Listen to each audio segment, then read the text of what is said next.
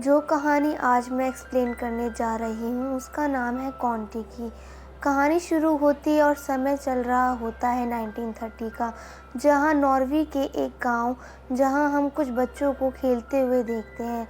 लेकिन इसी बीच उन्हें एक सौ दिखती है जो कि एक बर्फ़ के ऊपर रखी थी। उसके आसपास पानी भरा हुआ था। सारे बच्चे वहाँ जाने से डर रहे थे, लेकिन थॉर नाम का बच्चा हिम्मत दिखाते हुए वहाँ चला जाता है और उस सौ को उठा लेता है। पर वापस आते टाइम वो बर्फ़ टूट जाती है और वो जमा देने वाले पानी में गिर जाता है। अगर वो थोड़ी देर और अंदर रहता तो शायद उसकी मौत हो जाती, लेकिन समय रहते ही और बच्चे उसे बाहर निकाल लेते हैं। अब घर जाने पे उसे बहुत डांट पड़ती है। उसके डैड उससे समझाते हैं कि अगर थोड़ी देर पानी में और वो रहता तो मारा जाता। वो बोलते हैं कि तुम्हें इससे एक सीख ज़रूर मिली होगी, कभी भी लाइफ में रिस्क नहीं लेना चाहिए। वादा करो मुझसे कि तुम आगे से ऐसा नहीं करोगे। थॉर के पास इसका कोई जवाब नहीं होता। वो चुपचाप लेटा रहता है। अब कई साल बीत जाते हैं। अब थॉर बड़ा हो चुका है। वो प्रोफेशन से एक एथनोग्राफर है और उसका काम है दुनिया के अलग अलग जगहों या टापू पर जाना जहां आज तक कोई भी नहीं गया है, और वहां पर रहने वाले लोगों के बारे में जानकारी इकट्ठा करना कि वो कहाँ से आए हैं और क्या करते हैं। और इस काम में उसका साथ उसकी गर्लफ्रेंड भी देती है। अभी इस समय पर वो एक पोलिनेशिया के एक टापू पर रह रहा है जहाँ के लोगों के साथ उसकी अच्छी दोस्ती हो गई है। अब एक दिन थॉर और उसकी गर्लफ्रेंड एक बूढ़े आदमी के साथ बैठे होते हैं। वो उससे पूछते हैं कि आप लोग कहाँ से आए हैं, तो वो बताते हैं कि हमें यहाँ पर भगवान के बेटे टीकी लेकर आए थे, जो कि सन ऑफ गॉड है। वो हमारे पूर्वज है जो हमें टापू पर लाए थे और वो जगह समुंदर के दूसरी तरफ पर है। इसके बाद वो बूढ़ा आदमी ईस्ट की तरफ इशारा करता है और बोलता है कि वहाँ से। अब ये देखकर थॉर हैरान हो जाता है। वो आदमी कहता है कि दुनिया में हर चीज़ ईस्ट की तरफ से आती है, चाहे वो बिजली हो, सूरज हो या फिर चलने वाली वायु, सब कुछ। अब वो बूढ़ा आदमी उन्हें जंगल के बीच में लेकर आता है जहाँ पर 10 सन ऑफ गॉड की मूर्ति रखी हुई थी। अब उस बूढ़े आदमी को लग रहा था कि उसके पूर्वज साउथ अमेरिका से आए हुए थे, जैसे कि उसके पूर्वजों ने उन्हें बताया था। लेकिन किताबों और इतिहासकारों की माने तो ये लोग एशिया की तरफ से आए थे। यही बात थॉर को सोचने पर मजबूर कर देती है कि असल में सच क्या है। अब ये समय चल रहा है 1946 का, पर थॉर के दिमाग में उस बूढ़े आदमी की कही हुई बातें भुलाई नहीं जा रही हैं और उसने उस बात की सच्चाई ढूंढने में 10 साल लगा दिए, जिसका जवाब है हाँ। उस बूढ़े आदमी की कही बातें सच थी। उसके पूर्वज साउथ अमेरिका से आए थे और उसने इस बारे में काफ़ी थ्योरी भी लिखी थी, जिसे लेकर वो एक पब्लिशर के पास जाता है, पर वो उसे साफ साफ मना कर देता है उसकी बुक को पब्लिश करने से। उसका भी यही कहना था कि तुम्हारी सारी थ्योरी गलत है, क्योंकि आज से 1500 साल पहले साउथ अमेरिका के लोगों के पास कोई भी ऐसी चीज़ नहीं थी कि वो उस पर बैठकर पूरे समुद्र को पार कर सके और पोलिनेशिया के टापू तक जा सके। लेकिन एशिया के लोगों के पास उस समय ऐसी बोट मौजूद थी जिसकी मदद से वो ऐसा कर सकते थे। इसलिए सच यही है कि वो लोग एशिया से ही आए थे। थॉर कहता है कि नहीं, ये गलत है। उनके पूर्वज साउथ अमेरिका से एक राफ्ट पर आए थे। अब ये सुनकर पब्लिशर हंसते हुए कहता है कि ठीक है, अगर तुम्हें ऐसा लगता है तो तुम एक काम करो, एक राफ्ट बनाओ और साउथ अमेरिका से उस आइलैंड तक पूरा समुद्र पार करके दिखाओ। और हाँ, कोई भी टेक्नोलॉजी का यूज़ मत करना। अगर तुम ऐसा करने में कामयाब होते हो तो मैं तुम्हारी बुक छाप दूंगा। वैसा करना तो नामुमकिन है, क्योंकि ये सफ़र पूरा 8000 किलोमीटर का है। बड़े बड़े शिप भी इस सफ़र में गायब हो जाते हैं, फिर एक छोटी सी राफ्ट कैसे पूरा कर पाएगी। लेकिन थॉर अपनी 10 साल की मेहनत को ख़राब होने नहीं देगा। वो इस सफ़र के लिए जोश जोश में हाँ बोल देता है और फंडिंग ढूंढने चला जाता है। सबसे पहले वो एक मैगज़ीन ओनर से मिलता है। वो उन्हें बताता है कि मैं एक राफ्ट साउथ अमेरिका से पोलिनेशिया के आइलैंड तक जाने वाला हूँ। तो वो ऑनर भी कहता है कि हम कभी सुसाइड के लिए फंडिंग नहीं करते। उसका भी साफ साफ यही कहना था कि वो लोग एशिया से आए थे, ना कि अमेरिका से। थॉर बोलता है कि कोलंबस के अमेरिका आने से पहले यहाँ के लोग उस आइलैंड पर चले गए थे। अब यहाँ से वो सीधा बार में जाता है, जहाँ पर कुछ मछुआरे थे जिनका समुद्र के रास्ते से आना जाना लगा रहता था। वो उन लोगों को एक राफ्ट का स्केच दिखाकर कहता है कि इसे कोन-टिकी कहते हैं। मैं इस पे पैरो से पॉलिनेशिया तक जाने वाला हूँ, जो कि 8000 किलोमीटर का सफ़र है। क्या तुम में से कोई मेरे साथ सफ़र पर चलना चाहेगा? तो एक आदमी कहता है कि मैं अटलांटिक महासागर में 22 दिन तक रह चुका हूँ, पर जिस बोट पर मैं था वो आज की आधुनिक चीज़ों से बनी हुई थी, ना कि रस्सियों से। तुम राफ्ट से वहाँ जाना चाहते हो, उसे तुम कुछ ही दूर तक जा पाओगे। क्या तुम अपनी जान गंवाना चाहते हो? जो तुम सोच रहे हो वो नामुमकिन है। या तो तुम अपनी राफ्ट का डिज़ाइन चेंज कर दो या फिर अपने फैसले, बाकी तुम्हारी मर्जी है। थॉर उनकी बातों से सहमत नहीं था, इसलिए वो बार से बाहर आ जाता है। उसकी बातें हरमन नाम का आदमी बड़े ही ध्यान से सुन रहा था। वो बार के बाहर आता है और उससे मिलता है, जो कि प्रोफेशन से इंजीनियर था। वो कहता है कि मैं तुम्हारी बातें सुन रहा था, मैं तुम्हारे साथ चलने के लिए तैयार हूँ। मेरी ज़िंदगी में कोई भी चीज़ इंटरेस्टिंग नहीं हो रही है। मैं अपने रिलेशन में भी फंस चुका हूँ, इसलिए मुझे थोड़ा रोमांच चाहिए। अब ये सुनकर थॉर थोड़ी देर के लिए सोच में पड़ जाता है। उसे दोबारा पूछता है कि क्या तुम सच में मेरे साथ चलने के लिए तैयार हो या फिर कोई मजाक कर रहे हो? तो वो कहता है कि हाँ, ये मेरा अंतिम फैसला है। कुछ इस तरह से उसे उसका पहला साथी मिल चुका था। अब इस बात की न्यूज़ वो अपनी वाइफ को देता है, जो पहले उसकी गर्लफ्रेंड हुआ करती थी। वो उससे कहता है कि मैं इस क्रिसमस पर घर नहीं आ पाऊँगा, क्योंकि मैं पैरो से पॉलिनेशिया तक जा रहा हूँ, एक राफ्ट बनाकर, जो कि मैं खुद बनाऊँगा। अब ये सुनकर वो थोड़ा डर जाती है और ऐसा करने से मना करती है, लेकिन थॉर कहता है कि अगर मैंने ये नहीं किया तो मैं ज़िंदगी भर खुद को कोसता रहूँगा। इसमें मेरी ज़िंदगी के 10 साल लग गए हैं और मुझे ये करना ही होगा।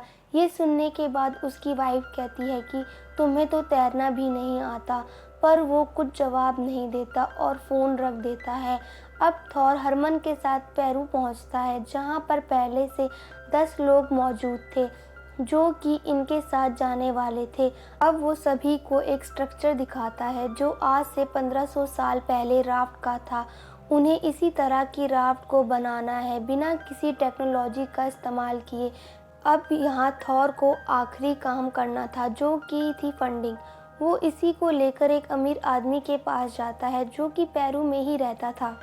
वो सब बताता है कि मैं ये साबित करना चाहता हूँ कि जो लोग इस आइलैंड पर रहते हैं वो यहीं के हैं, हमारे देश के ही हैं, ना कि एशिया के। ये सुनकर वो अमीर आदमी पहले तो हैरान हो जाता है और थॉर के जज्बे के आगे झुक जाता है और फंडिंग के लिए हाँ कर देता है। अब धीरे धीरे करके ये खबर आग की तरह फैल जाती है कि कुछ लोग पेरू से पॉलिनेशिया तक का सफ़र एक राफ्ट से करने वाले हैं। इसी सिलसिले में एक दिन थॉर से मिलने एक एथनोग्राफर आता है, जो अलग अलग जगहों पर जाकर वहाँ के कल्चर को डिस्कवर करते हैं। यहाँ पे थॉर को एक और आदमी मिल जाता है और अब उनकी टीम 6 लोगों की हो जाती है। पर इतने लोगों को एक छोटी बोट पर लेकर जाना आसान नहीं है, साथ में इतने लोगों का खाना भी चाहिए। ये तो आगे ही पता चलेगा कि ये लोग वहाँ पहुँच पाते हैं या बीच में इनका सफ़र ख़त्म हो जाएगा। इसके बाद सारे लोग राफ्ट बनाने में लग जाते हैं। कई महीनों की कड़ी मेहनत के बाद फाइनली वो सेम उसी तरह से राफ्ट बना लेते हैं जैसे 1500 साल पहले बनी थी। अब जाने से पहले थॉर अपनी वाइफ को कॉल करता है और वो थोड़ी इमोशनल हो जाती है। थॉर भी उसकी हालत समझता है और कहता है कि अगर मैंने ये सफ़र पूरा कर लिया तो हमें और स्ट्रगल नहीं करना पड़ेगा, और आखिरी बार उसे गुड बाय बोलता है और फ़ोन काट देता है। 1947 का वो दिन आ जाता है जब ये लोग पेरू से निकलने वाले थे। यहाँ इनको छोड़ने और इनका हौसला बढ़ाने पूरे शहर के लोग आए थे, क्योंकि ऐसा काम किसी ने आज तक नहीं किया था और ना ही सोचा था, तो ये उनके लिए एक नया एक्सपीरियंस था। अब सारे लोग उन्हें बाय करते हैं और जैसे-जैसे राफ्ट ज़मीन को छोड़ रही थी, थॉर के दिमाग में बस एक ही ख़्याल आ रहे थे, क्या वो इस सफ़र में ज़िंदा बचेंगे? जो उसने ये फ़ैसला लिया है, वो सही है या गलत? पर वो आखिरी में ठान लेता है और पूरी टीम के साथ निकल जाता है। अब इन लोगों ने अपने साथ एक रेडियो भी रखा हुआ था, ताकि ये बाहर की न्यूज़ सुन सके। अब सफ़र शुरू होता है और पहले दिन ये लोग जो अपने साथ खाना लाए थे, वो खाते हैं और थोड़ा आराम करते हैं। लेकिन सफ़र में आगे बढ़ने पर एक रात मौसम कुछ सही नहीं होता और इन लोगों को जिसका डर होता है वही होता है। समुद्री तूफ़ान, तेज़ बारिश होने लगती है, जिसमें पूरी रात राफ्ट अनबैलेंस होने लगती है और इस तूफ़ान में थॉर पानी में गिर जाता है। उसे तो तैरना भी नहीं आता, पर जैसे भी करके उसके दोस्त उसे ऊपर उठा लेते हैं। आज उसकी किस्मत अच्छी थी कि वो बच गया। अगर वो इस सफ़र पर अकेले आता तो आज उसका ये आखिरी दिन होने वाला था। अब इस हादसे की वजह से बोट पे बैठे सभी लोग बहुत ही ज़्यादा डर जाते हैं। पहली बार उन्हें एहसास होता है कि ये सफ़र कितना ज़्यादा खतरनाक है। कुछ समय बाद बारिश रुक जाती है, पर अगले दिन जब राफ्ट की हालत देखते हैं तो हैरान रह जाते हैं। तूफ़ान की वजह से पूरी राफ्ट ख़राब हो चुकी थी। जब हरमन और उसके दोस्त बोट को सही करते हैं, तो वो देखते हैं कि नीचे की लकड़ी पर पानी लगने की वजह से वो ख़राब होने लगी है। लेकिन वो ये बात किसी को नहीं बताते, ताकि कोई भी डरे ना। वहीं दूसरी तरफ थॉर देखता है कि रेडियो भी काम नहीं कर रहा और उसकी वजह था एक पैरोट, जिसने रेडियो का वायर काट दिया था और ये पैरोट किसी और का नहीं, इन्हीं के एक साथी का था। अब इन लोगों के पास एक ही रास्ता था जिससे ये बाहर की दुनिया से बात कर पाते, पर अब वो भी नहीं रहा। लेकिन ये मुसीबत कम नहीं होती। इन्हें भूलना नहीं चाहिए कि जहाँ पर ये लोग खड़े हैं वो एक समुद्र है जिसमें व्हेल और शार्क का राज चलता है, जो इन्हें और इनकी राफ्ट को एक बार में निगल सकती है। अब धीरे धीरे करके समय बीतने लगता है और यहाँ एक आदमी के पास 1500 साल पहले वाला मैप भी था, जिसकी मदद से वो लोग आगे बढ़ रहे थे और उस समय पर वो सही रास्ते पर हैं। अब एक दिन हरमन को दूर एक शार्क दिखती है, जो दिखने में काफ़ी विशाल थी, पर वो इन लोगों से काफ़ी दूर थी, इसलिए इन्हें डरने की ज़रूरत नहीं थी। लेकिन तभी एक दूसरी शार्क इनके राफ्ट से नीचे से गुजरती है, जिसे हरमन देखकर बहुत डर जाता है और एक नुकीले हथियार से उस पर हमला कर देता है। थॉर उसे ऐसा करने से रोकता है, लेकिन वो नहीं मानता और शार्क पर हमला कर देता है। अब वो नुकीला हथियार एक रस्सी से बंधी हुई थी, जो राफ्ट से बंधी थी। जैसे-जैसे शार्क नीचे जा रही थी, वो रस्सी खींचना शुरू हो जाती है, जिससे राफ्ट भी नीचे जाने लगती है। अब उसके ऊपर खड़े सारे लोग पानी में गिरने वाले होते हैं कि तभी वो हथियार शार्क से निकल जाता है और एक बार फिर से राफ्ट स्टेबल हो जाती है। अब इस गलती की वजह से राफ्ट पर सभी लोग हरमन को बहुत सुनाते हैं, क्योंकि आज सबकी जान उसकी वजह से जाने वाली थी। पर थॉर उन्हें ऐसा करने से रोकता है, क्योंकि ऐसा करने से राफ्ट पर दुश्मनी बढ़ेगी और उन्हें अभी एकता की बहुत ही ज़्यादा ज़रूरत है, सहारे की ज़रूरत है। वो सबसे शांत रहने को बोलता है और अब इसी तरह पूरे 25 दिन बीत जाते हैं। इन लोगों के पास खाने की कमी होना शुरू हो जाती है, साथ ही इनका रेडियो भी ख़राब हो चुका है। जैसा कि हम जानते हैं, सारे लोगों की हालत भी ख़राब होने लगती है। इसी बीच हरमन की दिमागी हालत बिगड़ने लगती है। उसे लगने लगता है कि अब इस बोट पे सारी रस्सियाँ खुल जाएगी, जिससे हम सारे डूब जाएंगे और यहाँ उस बार में कहे हुए आदमी की बातें याद आने लगती है कि हम लोग ज़्यादा दिन तक इस पर टिकने वाले नहीं हैं। एक दिन वो एथनोग्राफर, जिसका नाम सैम होता है, वो सेफ्टी बोट से दूर जाता है, जिससे उन लोगों की फ़ोटोज़ को खींच सके। लेकिन इसी बीच वहाँ शार्क आ जाती है, जो उसकी बोट के आसपास घूमने लगती है, जिसे थॉर देख लेता है। सारे लोग फ़ौरन उसकी बोट को खींच लेते हैं, जिससे कि उसकी जान बच जाती है। अब इसके बाद हम देखते हैं कि बोट पर जो पैरोट मौजूद था वो गलती से पानी में चला जाता है और शार्क इस मौके का फ़ायदा उठा लेती है और उसे खा जाती है। चार्ली, जो कि पैरोट का मालिक था, वो खुद के सामने अपने पैरोट को मरता देख सदमे में चला जाता है और उसे इतना ज़्यादा गुस्सा आता है कि वो उस शार्क की टेल को पकड़ लेता है और खींचकर बोट पर पटक देता है। अब जिसके बाद वो एक चाकू से उसे मार डालता है और उसके पेट को फाड़ देता है ताकि पैरोट उसे मिल सके। लेकिन ऐसा होता नहीं, बल्कि उसकी सबसे बड़ी गलती साबित होने वाली थी। उस शार्क का खून पूरे समुद्र में फैल जाता है, जिसकी स्मेल से अब सारी शार्क उन लोगों के आसपास घूमने लगती है जो किसी भी वक्त एक साथ उन पर हमला कर सकती है। अब ये सब देखकर हरमन बहुत ज़्यादा डर जाता है, तो वो एक बॉक्स लेकर आता है जिसमें उसने कुछ स्टील की वायर रख रखी थी। वो थॉर से कहता है कि हमारे पास एक ही ऑप्शन है, कैसे भी करके इस वायर को हमें शार्क से बांधना होगा जिसकी मदद से हम आगे बढ़ सके। पर थॉर ऐसा करने से मना कर देता है कि हम किसी टेक्नोलॉजी का यूज़ नहीं करेंगे, हम सेम उसी तरह जाएंगे जैसे 1500 साल पहले वो लोग गए थे। ये बोलते हुए वो वायर को पानी में फेंक देता है और इस चीज़ को देखकर हरमन अपना काबू खो देता है और तभी उसका पैर फिसल जाता है और वो मौत के मुंह में चला जाता है। शार्क उसके चारों तरफ मौत बनकर घूम रही थी। तभी समय रहते हुए रस्सी फेंक कर उसके साथी उसे बचा लेते हैं। उसके वापस आने पर सभी लोग चैन की सांस लेते हैं और वो अपनी गलती के लिए सबसे माफ़ी मांगता है और सबको साथ रहकर इस सफ़र को पूरा करने को कहता है। अब धीरे धीरे करके 60 दिन बीत जाते हैं और राफ्ट पर अब माहौल ख़राब होने लगता है।